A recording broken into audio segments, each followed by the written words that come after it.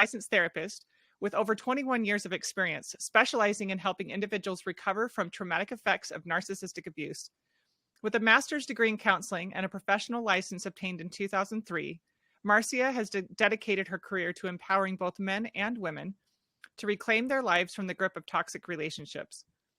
As the CEO of Hidden Flames LLC, Marcia offers a comprehensive range of therapeutic services, including individual, couples, and group therapy, as well as coaching services. Her expertise extends to leading workshops and retreats designed to foster deep healing and personal growth.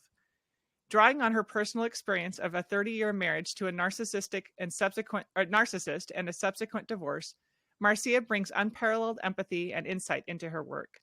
In addition to her private practice, Marcia is the founder of the Narcissistic Abuse Recovery Program, NARP, a transformative initiative that has guided countless individuals towards healing.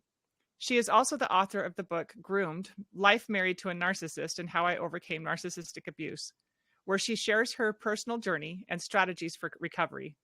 Her upcoming podcast, Self-ish, set to launch by the end of the year, will provide a platform for discussion on self-care, healing, and resilience after a narcissistic relationship. A former manager of a mental health utilization management team for a major healthcare organization for over 17 years, Marcia blends clinical experience with a deep understanding of the challenges faced by those who have experienced narcissistic abuse. Currently residing in Maryland, Marcia is the proud parent of 3 sons, aged 23, 25, and 30, and the eldest of 5 siblings. Welcome, Marcia. I'm so excited to have you. Thank you so much. I am so honored to be here. Well, let's start with your story. Okay. Well, I will start with from the beginning. I was 17 years old when I reached the college campus. Being that my birthday is in November, I was early to attend college by a few months. And this was my first time leaving home. I had just, of course, graduated from high school. I had a high school boyfriend. I was a cheerleader in high school. And so I'm leaving all that I know behind and arriving at this big college campus in the city. And so here I am homesick and just feeling like I haven't found my place yet. And that is when I met my boyfriend, soon to be husband. So it was at a very vulnerable time that we connected. We dated over the 4 years of college. We moved in together. We married 5 years later. So I was 22 when we married and 24 when I had our first child. And so we were married for 30 years and we divorced 3 years ago. During that time, I didn't know that I was in a relationship with a narcissist. Here I am, just this young girl trying to find her way. And this guy who was so charming and so attractive, he was on the basketball team. And of course, coming from high school cheerleading, that was attractive to me. And he just presented in a way that felt like he was my knight in shining armor. So what I didn't realize is that looking back in hindsight, of course, the first 5 years of us dating was actually a grooming process. And because I was so eager to please, so eager to be in a relationship with someone that I could feel connected to after leaving everything behind, he filled a void for me in many ways. So not knowing that I was being groomed because I was so excited about this relationship, I ignored all the signs.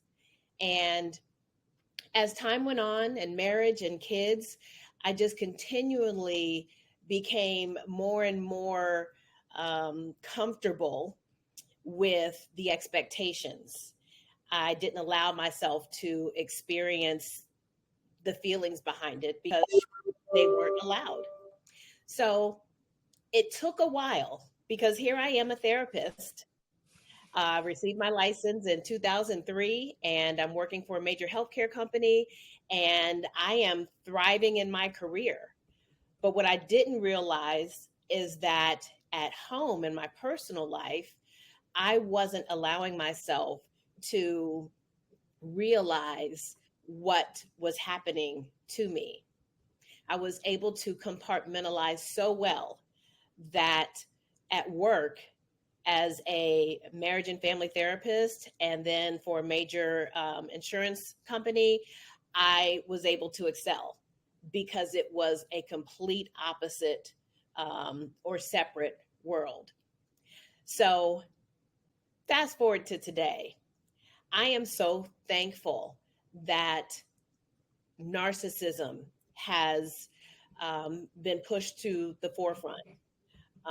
We understand that the NPD, narcissistic personality disorder, has been in the DSM for a long time, but it has just recently, and when I say recently, 10, 15, 20 years, but more and more recently, it has become well known and more understood.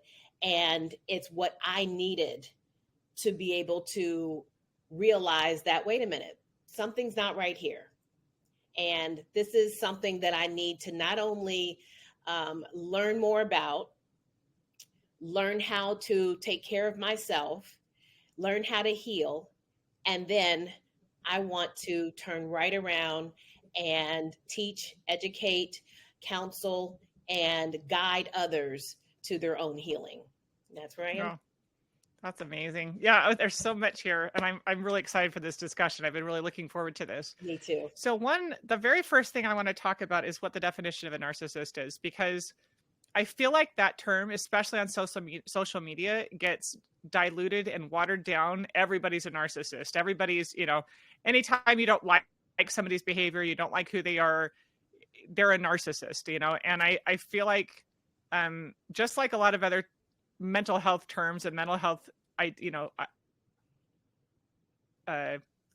things on social media get diluted and kind of distorted because of it. I want to make sure that we're really clear on what we're talking about when we talk about narcissism. So in your book, you talk about this, you give the definitions, you talk about two different types of narcissists. So can you talk about what that is?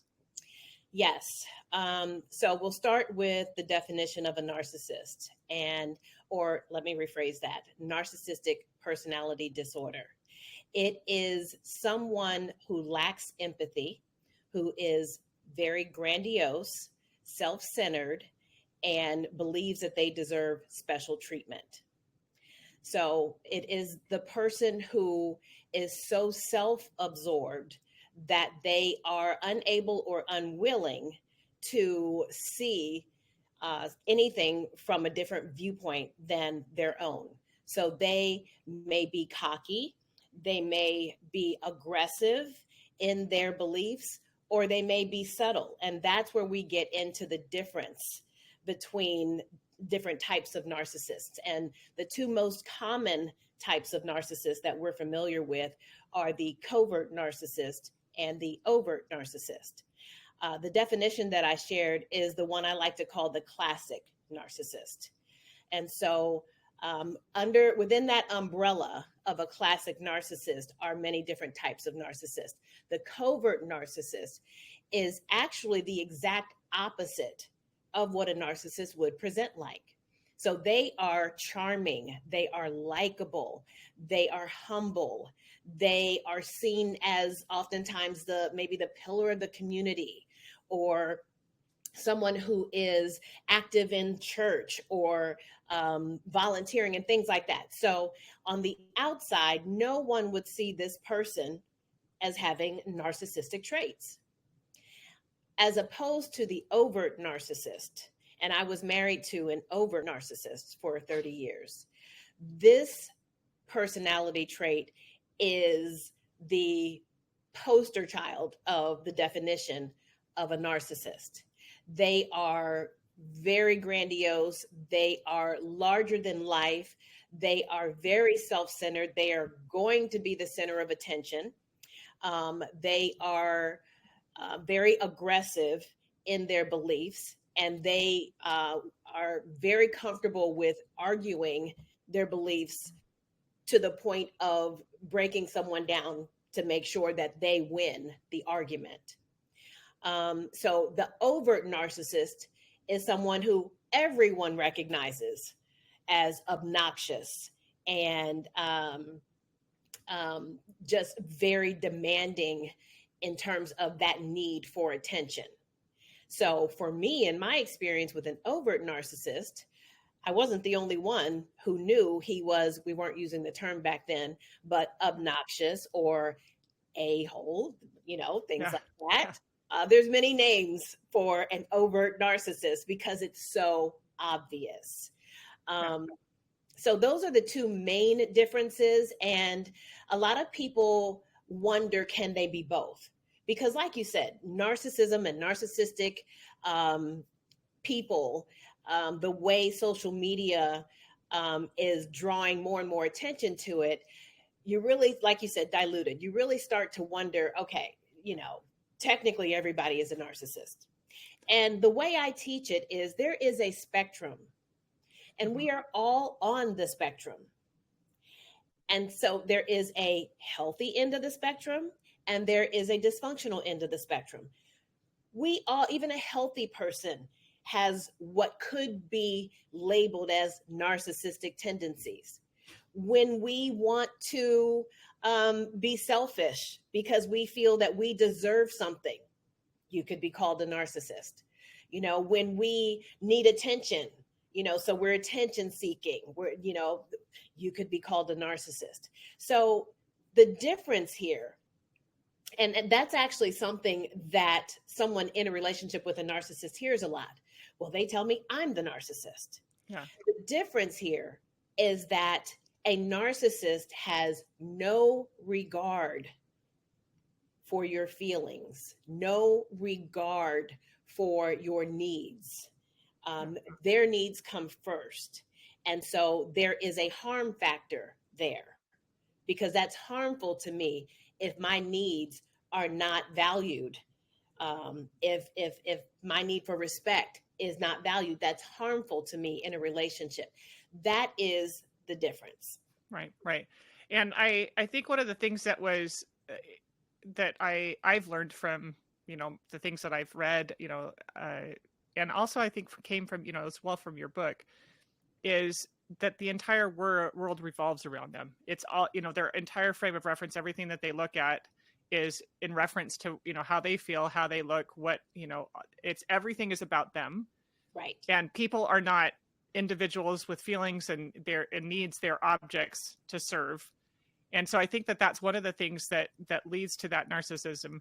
And I also, one of the things I wanted to ask you about in your book, you talk about the way that you met was you were crying, you were in distress, and he came swooping in. And I wonder a little bit if there wasn't some targeting for him on his part, recognizing that here's somebody that can be manipulated, whether it was conscious or not. But it seems like a lot of times people who end up in narcissistic relationships are vulnerable, and narcissists have a tendency to be able to recognize and exploit those types of people. Is that valid or? 100% valid. They target, and like you said, knowingly or unknowingly, because that's also another difference between the types of narcissists. So there is the malignant narcissist who knowingly, intentionally, purposefully is seeking someone to control in a harmful way, as opposed to a narcissist, such as in my case. Absolutely, I believe that it was not intentional. It was not purposeful. But vulnerability is attractive to a narcissist. Yeah. So just like we're attracted to certain physical traits in someone, a narcissist is attracted to vulnerability. So you're absolutely right. And that's where I was. And that's what he picked up on. Now, of course, I do not believe that he said, oh, she looks vulnerable. I am going to make her feel like she's amazing so I can take advantage of her. Yeah. Absolutely not. Yeah. They live in a very delusional state constantly. Yeah. That is their world. Yeah. So he would never, even to this day, believe or agree to Right. that was what he was intending. Right. But a narcissist wants someone who is or appears to be controllable. Hmm. And so that's where their attraction comes in, as far as seeking a vulnerable person. So yes, you're right, that's where I was, and that's where the stars, air quotes, aligned. Yeah. And I think also it's interesting that you were seeking out a career in psychology. You were seeking out a career, and I wonder a little bit. You had mentioned in your book briefly that there was you had experienced abuse in your childhood, that you had suffered when you were younger, and a lot of times when people are struggling, we gravitate towards those types of fields where we're helping other people. I think that there's this almost a desire to try and help heal others because we feel broken. Yes. But you were gaining, you know, conscious part of your brain knowledge, and it wasn't translating to the subconscious part of your mind where the survival instincts were and where all of the suffering was. And I wanted to know if we could talk a little bit about that, because I think that a lot of times people are consciously in the upper part of your mind aware that I have a history of abuse, I have, these things that I struggle with, but because it's all in the head and we think we understand ourselves, we don't actually seek the healing necessary, and get down into that lower part of the brain where all of the trauma exists, all the trauma resides. Would you agree with that? And what's your, what is your experience with that? Because, a lot of times people would say, you're a therapist, how did you not see this sooner? But Absolutely. do you want to talk to that? Yes. And just to that point right there, I will say, in hindsight, I am so thankful to be able to say, and here I am, a therapist, and couldn't see that Yeah. this was happening to me. I now see that as even more powerful to help others, because I have clients and participants of my support groups who say, I'm a lawyer, I'm Yeah. a doctor, I'm so intelligent. How did I not see this? Yeah. So I actually can now appreciate being in that same position. And I always say narcissism does not discriminate. Yeah. It does not discriminate. And our vulnerability has um, no insight Yeah. until we seek help to help us get there, which is what I was able to do. But when I went into counseling and psychology, I knew I wanted to help people. I've always known that. I never attributed it to my childhood. I was molested as a child for several years by a family member. And so I did not make the connection that that's why I wanted to go into this field. I thought I wanted to be a doctor. I thought I wanted to be a nurse. And when I took a psychology class, I was like, wow, Yeah. how does the brain?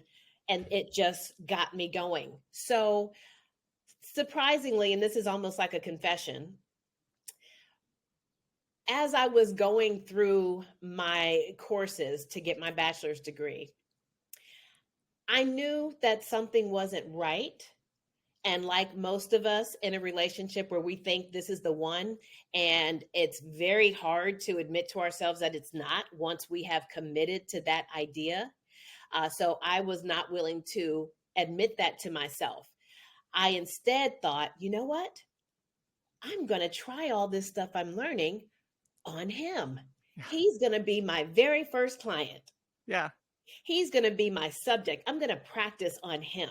And so I literally considered him a subject while he was my boyfriend, because I thought there were things about him that were so off and interesting, how he could think the way he thinks. I recognized his delusional thinking at times, but I did not connect it to it being manipulative and controlling and all of the things that narcissistic abuse is. I did not connect the two. Instead, in order to protect myself from the reality of the situation, I'm just going to work on him. I'm going Yeah. to show him that I deserve for him to love me and to treat me well. So, and then I've got all this psychology knowledge. Oh, we're going to be fine.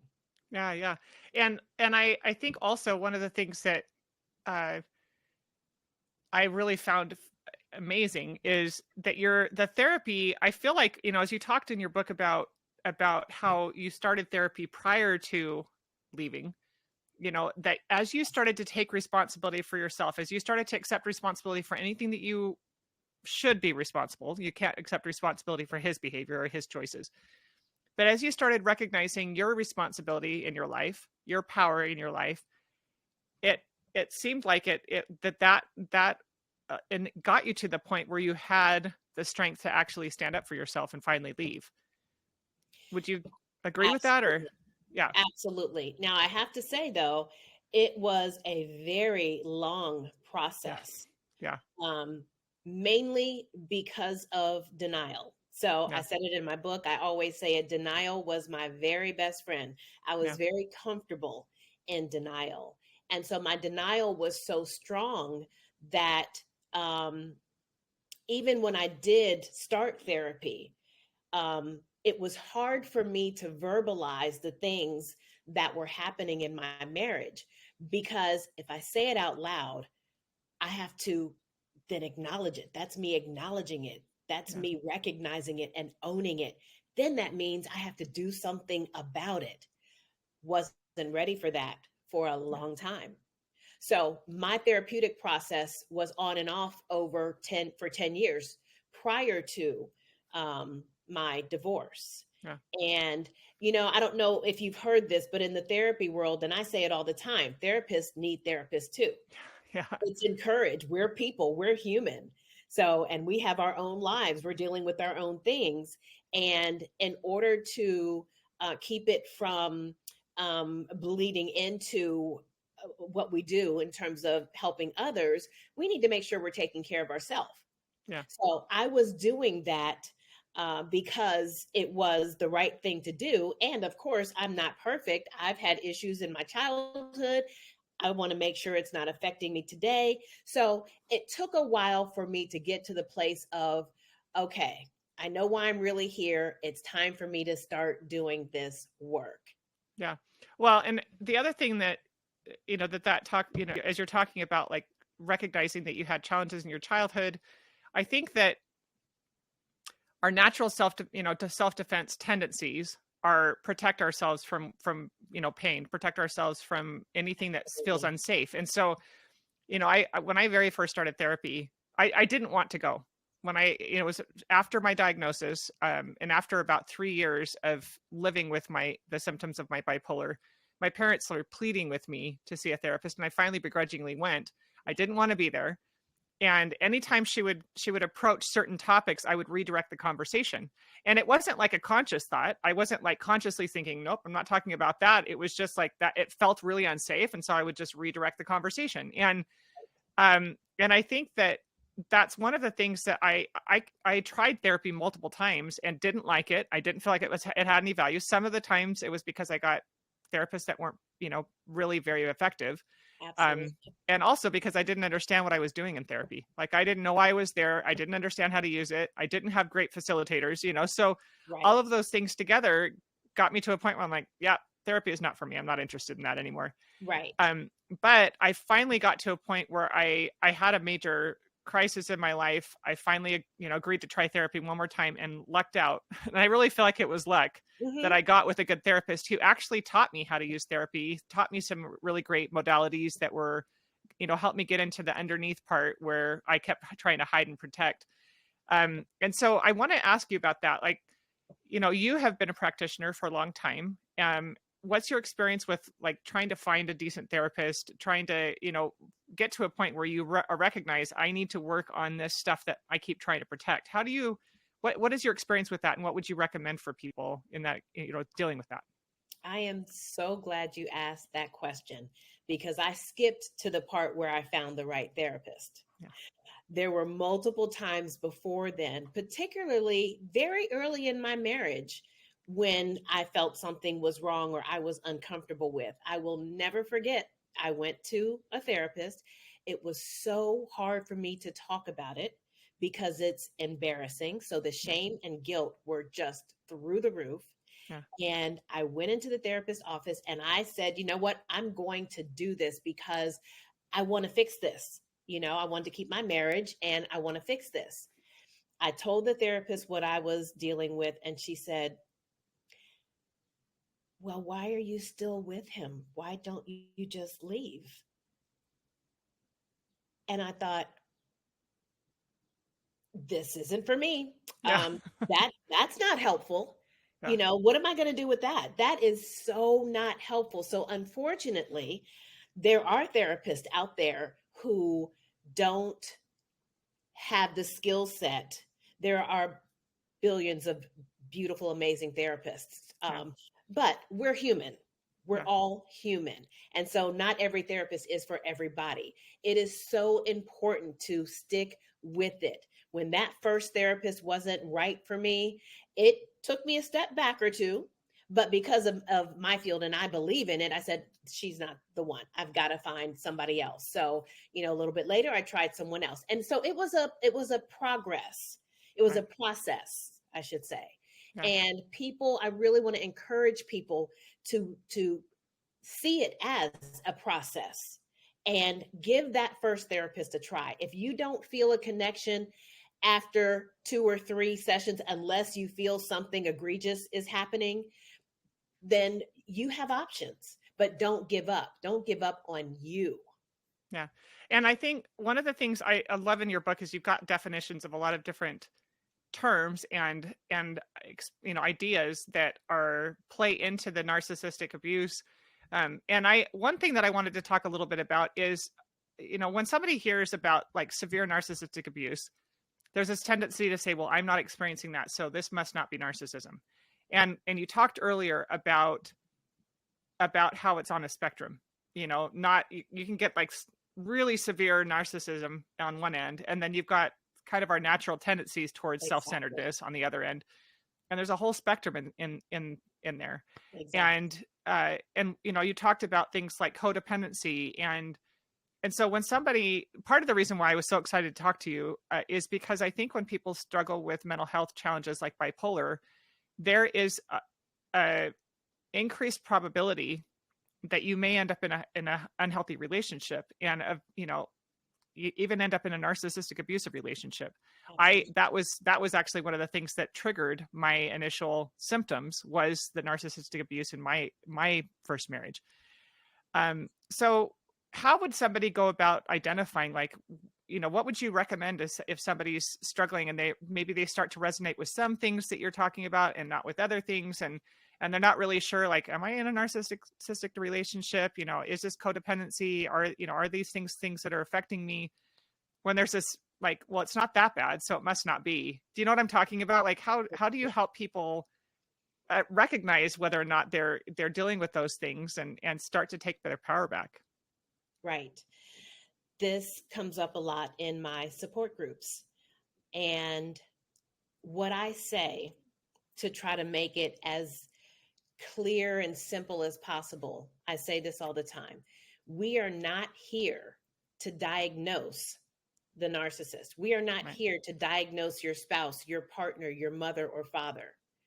The way that if you're in a narcissistic relationship is how you feel in the relationship, your experience in the relationship. So it's about what's so hard to do in a relationship with a narcissist is trust our gut and listen to our inner voice.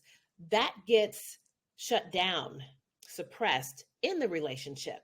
So we are conditioned through the manipulation in this relationship to think we're the problem or this is normal. Which is what my situation was.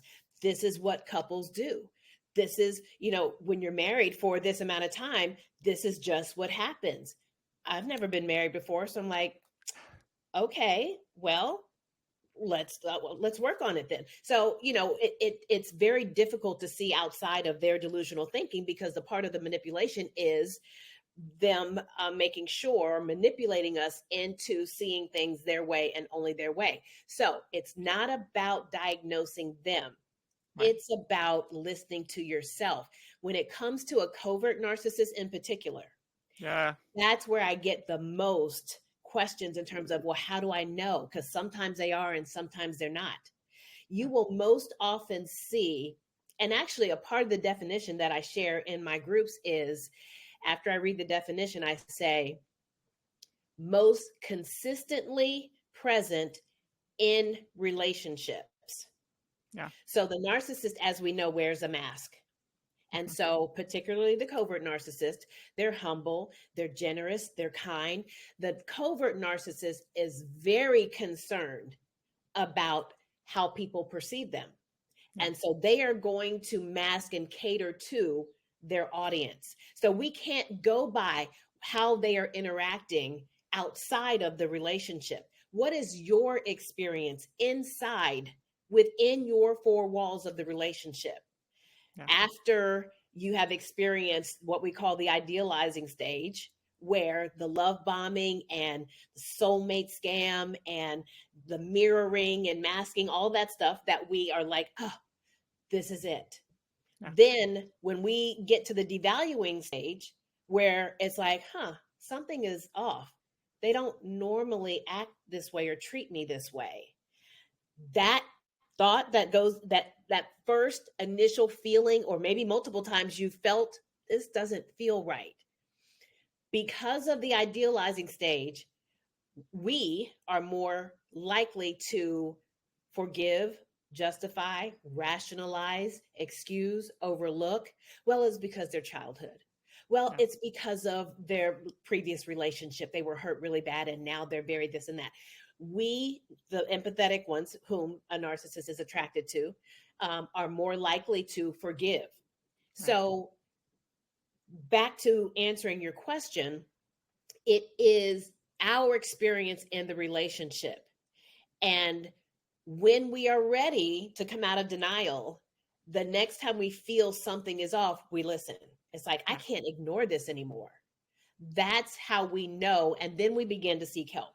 Then we begin to want to just, okay, what is this? What's happening to me? That's when we find podcasts and when we find social media and when we find support groups.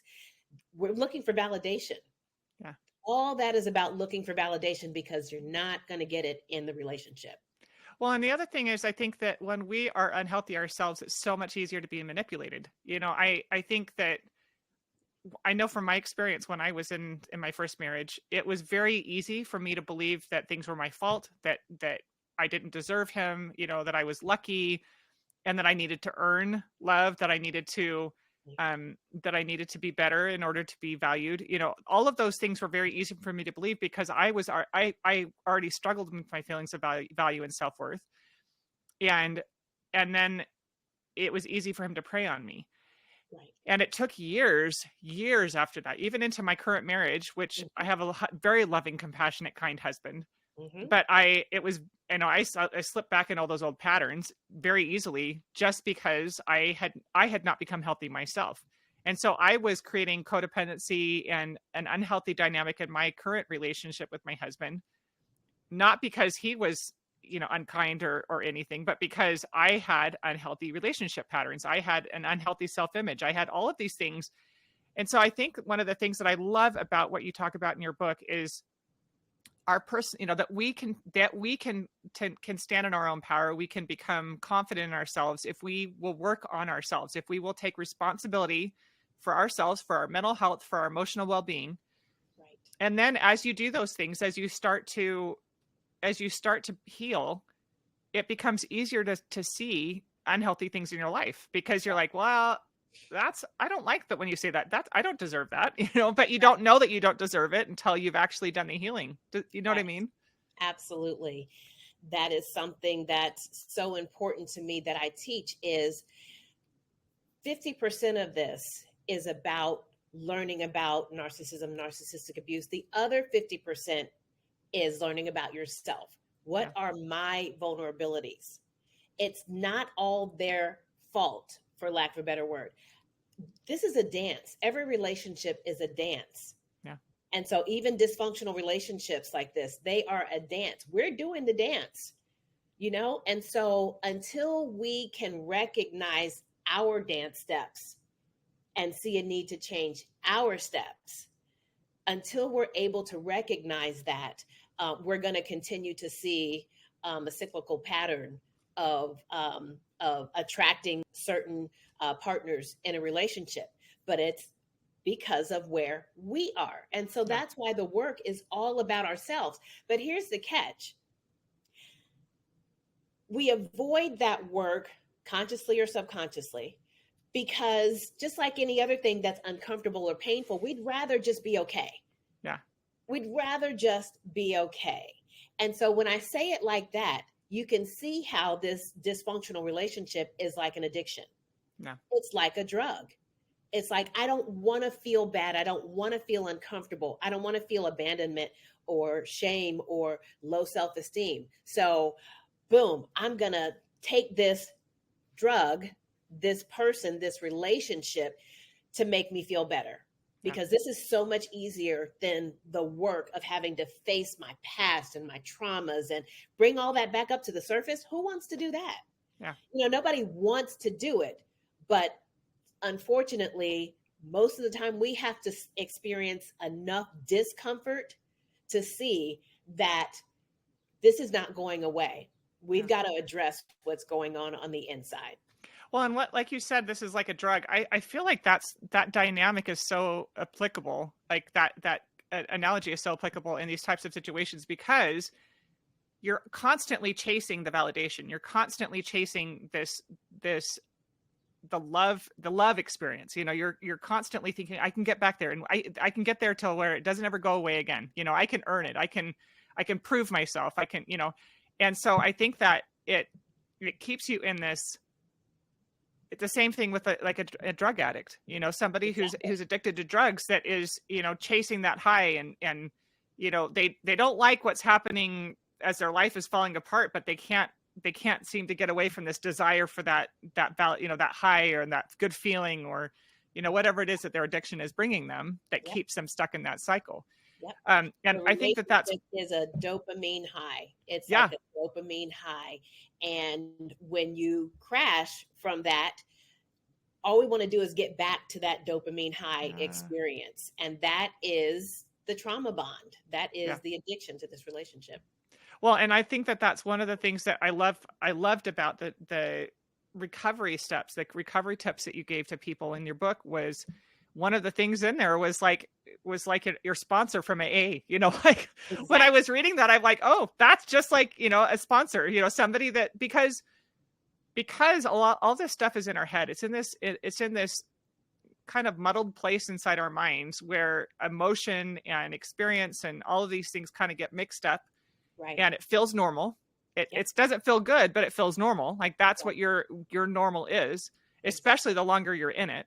Exactly. And there, when somebody's in this type of relationship, whether it doesn't always have to be a romantic partner. I think that's really important to understand, especially children that are raised by narcissists that's especially entangled. It's really hard to see any other way because that's your life. That was your normal. That was the way that you existed, during the formative years of your life.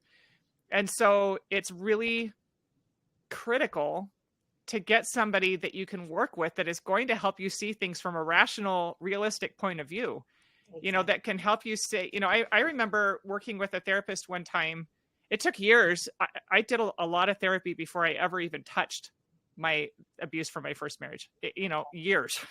And I was like, I'm fine. I don't need to talk about that. I'll talk about all these other things, but I didn't realize that I was working on all these surface things where the source of all the issues was going unresolved. And once I finally realized that, I got brave and put on my big girl pants and went to work. But all of those things feel normal. The discomfort feels normal. The all of the negative thoughts, all of the negative feelings about yourself, all of it feels normal. And so working with a therapist, as you talk, I probably should just have you talk about this, but you talk in your book about the things that you did that helped you through the healing process. And you talk about how healing is not a destination, it's a process. So can you talk about, kind of some of those things that you experienced that help you to get through and keep moving forward, not to get to healing, but to move forward towards that healing and wholeness and, wellness in your life?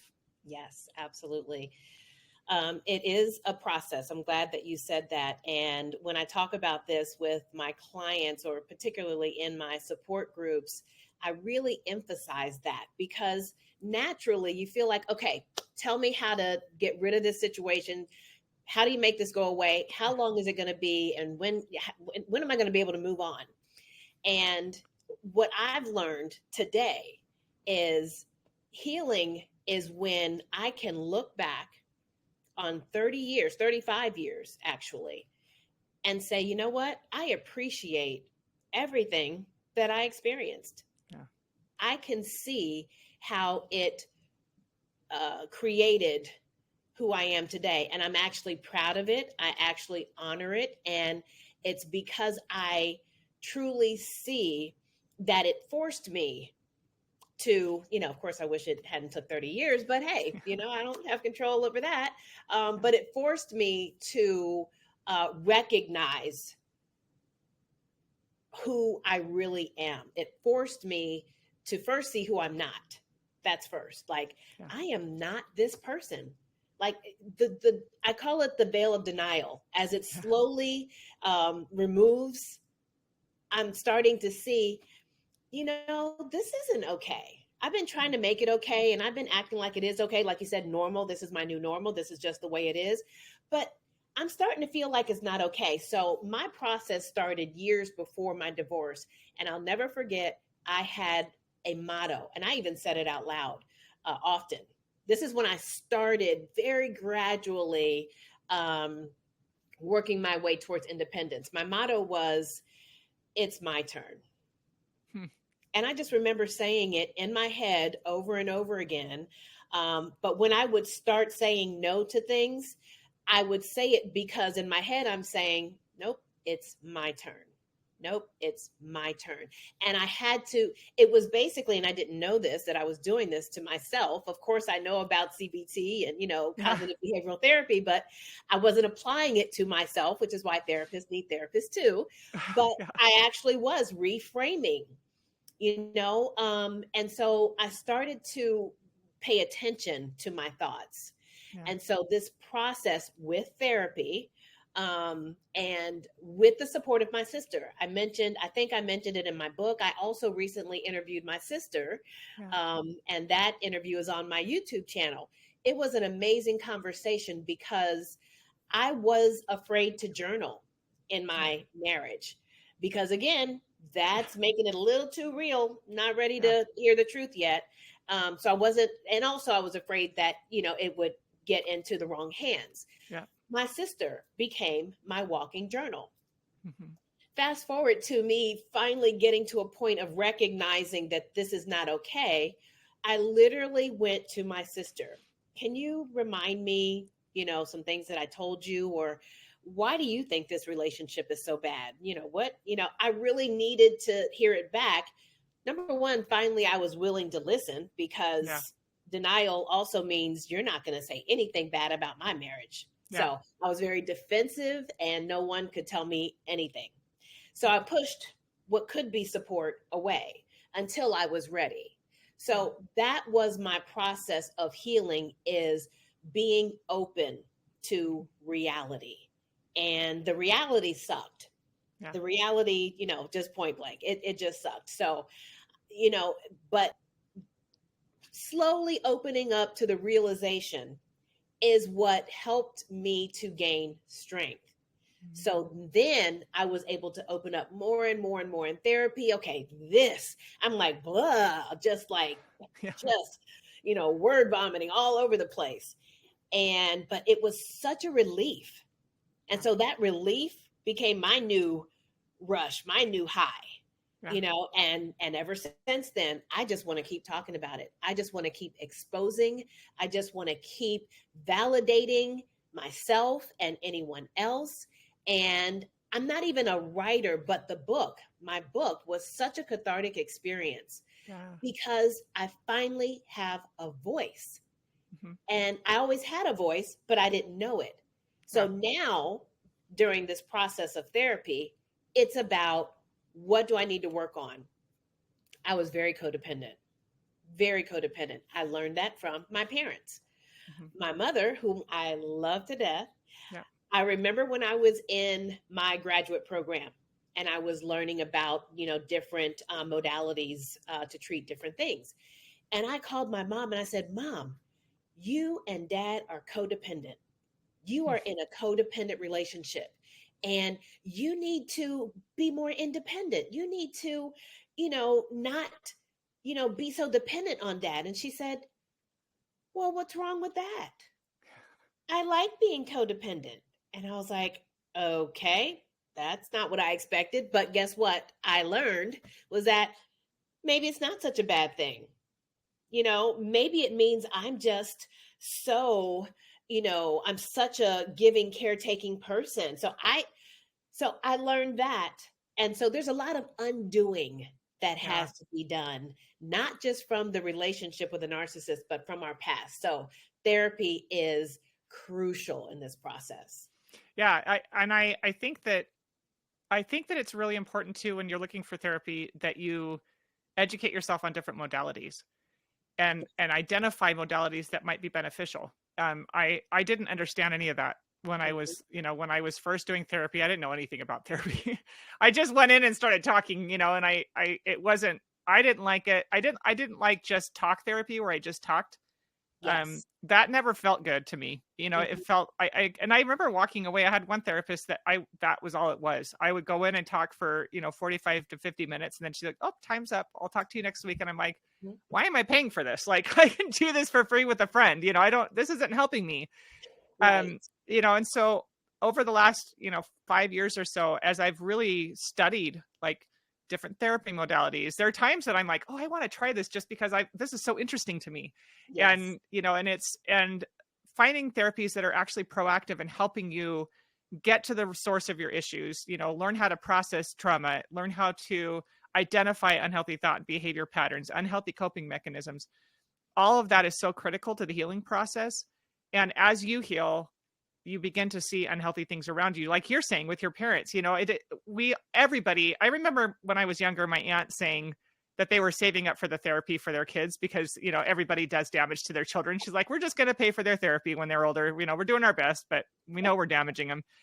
Right. And there's a lot of truth to that. We're all human. We're humans raised by other humans, raised by other humans. Yep. And even the best parents in the best situations can pass down unhealthy things to their children. Right. And so I think that especially when somebody's dealing with mental health issues, it's critical. It's critical to find a proactive therapist. I always say therapy is a tool and that the therapist is a facilitator. You need to find a good facilitator, a productive facilitator, and identify modalities that you think might be beneficial. Right. And I really think that there's tremendous value in somebody looking for a specialist in narcissism Mhm. when they can identify, like, I think I'm in a narcissistic relationship, or I think I've been raised by a narcissist, because it's a special kind of like almost like a specialty field in my mind. Because like you said, in your book, you talk about how his behavior wasn't normal behavior. The things that he was doing weren't in the normal realm of human behavior. And I kind of recognized that with my ex-husband. I remember one time looking at it was before my divorce. I was at a bookstore and I just happened to be looking at a marriage, but I think I didn't happen to be, I think I was looking for a marriage, but trying to find a way to fix my marriage. Mhm. And I remember reading through it through the table of contents, and I started to cry because I'm like, oh, I wish these were my problems. Like, I just Mhm. remember thinking, I wish those were my problems. And at the time, I didn't understand what I was recognizing in the really unhealthy, dynamics in my relationship. Right. But what would you tell somebody who, like, where would you tell somebody to start if they think maybe they're dealing with narcissism? If they're not sure, where would you encourage them to start? What would you say to them? Well, the reason you touched a really good point, and that is it really is a specialty Mhm. area. I do believe that without, as a therapist, without understanding and background knowledge about narcissism, um, you may not be fully equipped to help someone who's in a narcissistic relationship. A brief example is in my clinical practice and training with a couple who is struggling with communication issues. We will work on I statements. We will work on fair fighting rules. We will work on boundaries in a way that you express what your needs are and the other person acknowledges. Oh, all of these things absolutely do not apply when it is a relationship with a narcissist Yeah. or a narcissistic abusive relationship. They do not apply. So it's really important to understand that. To tell a narcissist what your needs are is futile. And, Yeah. we know that from experience because they don't respect boundaries. They don't validate our feelings. And in fact, it's the opposite. Yeah. When we share our feelings and needs with a narcissist, it is tucked away and either used against us immediately or at a later time. Yeah. So the therapist has to understand this. And this is why I can look back and be thankful for my 30 years, because I don't know that I would have understood it unless I took training specifically. But I know from firsthand experience. So I always tell people in narcissistic relationships, or if they believe that they are, when you meet with a therapist, ask them, are you familiar with narcissism? Have you treated narcissist abuse victims? Yeah. Ask that right up front. And you can even say, I'm not sure if I am, but let me share this with you. And I think it's a narcissistic relationship. So I need to know what your understanding is on that. It is okay for you to interview your therapist. Yeah. I think it's not okay. Not only okay, I think it's necessary. Agreed. And I don't, there are times when we outgrow therapists. There are times when you start to recognize, like, I've gotten to a certain point and now I need this kind of help, so I think it's really important for people to not feel like, you're letting your therapist down or anything like that. I've talked to people who really like their therapist, but it kind of feels stuck. And I encourage them, okay, let's explore different modalities, see if you can find a modality that you think might help you get to the next stage, take ownership of your therapy work. Yes. And you might need to find a new one. It's nothing against the other therapists. It's not that they're not great, but most therapists are not trained in a lot of modalities. And so, you need to find the modalities that are going to be beneficial to you specifically, and look for the type of therapist that is going to be, effective in helping you with your specific issues, like working with a therapist who is knowledgeable and experienced in helping somebody with narcissism or, narcissistic abuse. Exactly. I think that's really important. And I agree with you that it is absolutely okay. Like when if I have a client who transitions, whether it's unexpectedly or we plan the transition, either way, my only goal is to give you the best clinical support and guidance that I can. But you are the decision maker. You are in control of your treatment. I do not take it personally. I actually applaud you. That's very courageous of you. Take charge, and if you don't feel that you're getting your needs met, I do encourage you, let the therapist know, because I would love to know from my client if they feel that this modality that I'm using is not helpful. Now, they may not know what modality. It's not even about the modality. It's just about, how do you feel about your growth during our time together? And if you don't feel that there's growth, I may even recommend someone else for you. So this is a collaborative effort, and a good therapist will absolutely see that and approach it that way. Absolutely. Okay, so this has been amazing, and I could talk to you forever. Thank you. But I want to ask you, what is your number one tip for somebody to, if they want to move forward, if they want to try and, find help? What's your first tip for them? What would you tell them to start? What would you encourage them to do? Because the effects of narcissistic abuse are so devastating and damaging emotionally and mentally, not to mention spiritually, legally, financially, but because it's so damaging, one of the things that most of us struggle with is isolation and alienation. fear of speaking out. I was the queen of secrets and masking. I mean, even my mother said when I did my sister's interview, when she saw it, she said, I didn't know a lot of that. And I Yeah. said, yeah, Mom, we don't tell you stuff like that. Your kid's probably not likely going to tell you stuff like that. So your voice is your power. And I will never forget when I first used my voice, I thought I was going to choke and die. When I first said something out loud, I was sick to my stomach. I felt I um, um, had broken a carnal sin, because that's Yeah. what I was conditioned to believe. And so that is the case for most people. You don't want to admit that this is happening to you, or you feel like you must be the only one. No one else is talking about this. I must be the only one. I can't talk about this with anybody. Or you tried and they judged you and said, well, why are you still there? I mean, why do you let them do that? None of that is helpful. Yeah. But when you can find the courage to use your voice and begin speaking out loud, because acknowledgement is the first step to answer your Yeah. question. Acknowledge what is happening to you. That's the first step and the hardest step. Yeah. To admit that this is what's happening to me. I call it the A word. I couldn't use the A word for ever until I was ready to leave. Yeah. So the A word being abuse. I would Yep. never say I was being abused. I'm not being abused. He doesn't hit me. I get Yeah. that a lot with my clients too. Well, is it really abuse if they don't hit me? Yeah. Absolutely. Yep. So, there are many types of abuse, but because we don't have bruises, if you're not being physically abused, it's even easier to deny that you're being abused. The other word that I couldn't say out loud was the V word, victim. Yeah. I'm not a victim. I did not. And even in my support groups today, I'm here. I don't like to use the victim word. I don't believe I'm a victim. And that's fine. That just means that's where you are right now in this stage. I'm all about meeting you where you are because I was there. I Yeah. couldn't say it.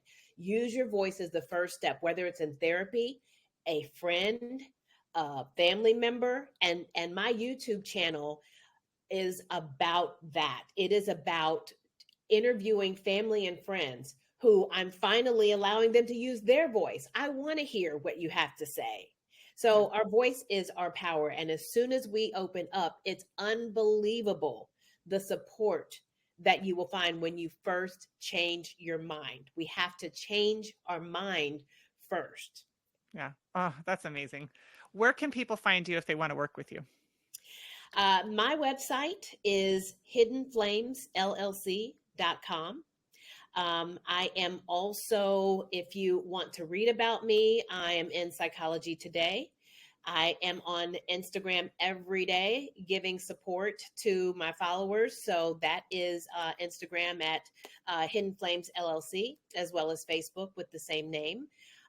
My book, thank you for reading it and thank you for allowing me to talk about it. Like you said, it's my personal experience mixed in with my clinical understanding, because I am so big on educating. That's just, the more we know, it empowers us. Yeah. I also facilitate, as you mentioned earlier in my bio, the group is called NARP, Narcissistic Abuse Recovery Program. It is a 6-week program. And you mentioned addiction earlier. And, I talk about it's like having a sponsor or needing a sponsor. That is the one thing that I feel is missing in our recovery process. Yeah. And so NARP provides that. I literally consider this program quite parallel in some ways to AA or to any addiction recovery program because it, as we talked about, is like an addiction. Yeah. So I provide what I call a victim support partner. Yeah. And so therapy is once a week. Support groups are once a week. When we are still isolated and afraid to share with family and friends, who do we have to talk to? That's what this program provides. The victim support partner is someone who is also in recovery, just like a sponsor in AA. Yeah. And so they have been through the steps. They understand what it takes, and they're still working their program today. Yeah. but they are in a position to be able to support someone else who is wanting to get to where they are and continue on their journey. Awesome. Oh, that's amazing. I'll make sure I link all of those in the show notes so people Okay, can find that thank you. easily. Thank you Thank so much. This has been an incredible discussion. I really appreciate you coming on today. Thank you so much for having me. And it's been a pleasure. I appreciate so much what you do for your community. And like you said, we have so much in common. Yeah. And so, whether it's bipolar, narcissism, or even a combination, because that's another thing that people ask is, well, can they be dual diagnosed? Yeah. Absolutely. We call that comorbid diagnoses, where there are multiple diagnoses. And so sometimes that can be confusing. So, I just want to emphasize, ask yourself what you feel. That's how you know. Your experience, your voice is what tells you what you're experiencing. Act on that and get the help you need. Awesome. Thank you so much. All right. Thank you Until for next time, having me. Upsiders. Thank you.